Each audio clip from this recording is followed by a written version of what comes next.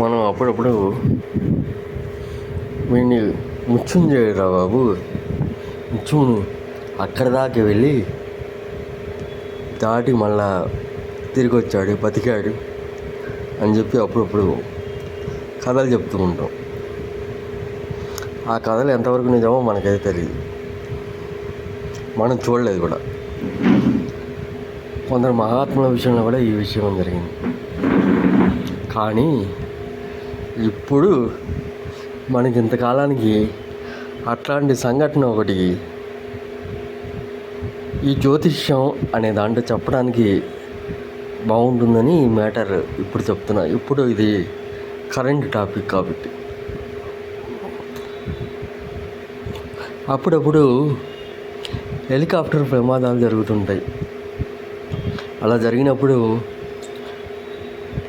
అక్కడ పైలట్ చనిపోకుండా ఉండటం కోసం ఆటో పైలట్ సిస్టమ్ అని కొత్తగా ప్రవేశపెట్టి ప్రయోగాలు కూడా చేస్తున్నారు.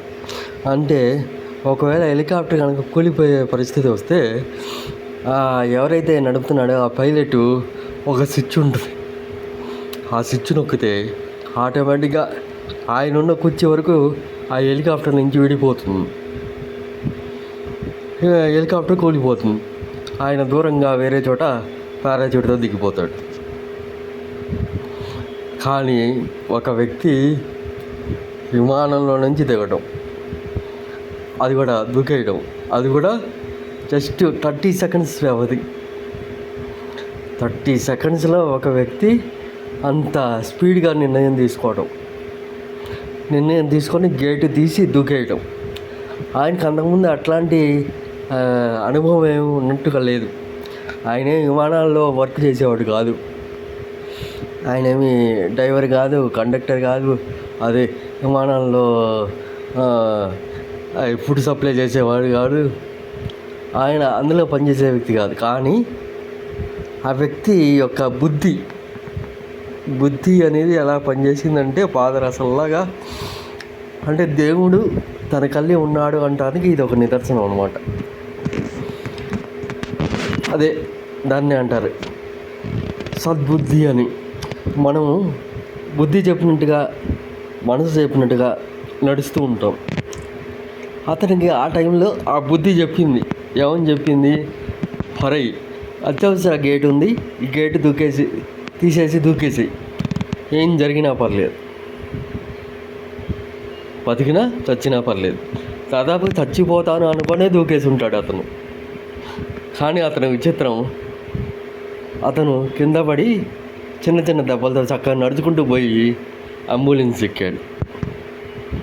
మరుసటి రోజు ఏకంగా ప్రధానమంత్రి వచ్చి ఆయన్ని పరామర్శించాడు. ఇట్లాంటి విషయం అతని జీవితంలో జరుగుతుందని అతను కళ్ళలో కూడా ఊహించున్నాడు. కానీ జరిగింది. ప్రమాదం అంటే మనం తప్పించలేనిది, మన చేతిలో లేనిది అని అర్థం. అది ఏ ప్రమాదమైనా సరే అనుకోకుండా వచ్చేదాన్నే ప్రమాదం అంటారు. దీనికి అంగారకుడు కారణం అవుతాడు. ఎవరైతే విమానంలో ప్రయాణం చేస్తున్నారో వారికి భగవంతుడు ఇకపైన కిందకి దిగే అవకాశం ఇవ్వలేదు. అట్నుంచటే పైకి వెళ్ళే విధంగా ఆయన ఆటో పైలట్ మోడ్ ఆన్ చేసేసాడు. ఇందులో విద్రోహ చర్య ఉందా అనేది ఎంక్వైరీ జరుగుతుంది, అందులో తప్పేం లేదు. ప్రమాదం ఎలా జరిగింది అనేది తెలుసుకోవడం తప్పులేదు. కానీ భగవంతుడు అనేవాడు మాత్రం వీళ్ళందరికీ ఆటో పైలట్ రెడ్ సిట్ చేసేసాడు. కాబట్టే ఆ ప్రమాదంలో అంతమంది చనిపోయారు. కానీ ప్రమాదంలో నుంచి ఒకే వ్యక్తి తాను కాపాడుకున్నాడు.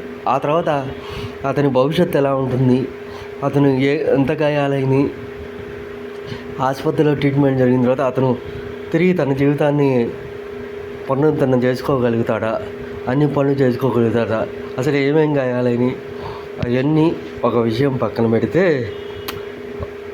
ఒక వ్యక్తికి ఆయుర్దాయం కనుక ఉంటే, జీవించి ఉండాలని రాసి ఉంటే, ఆ వ్యక్తి యొక్క బుద్ధి అతన్ని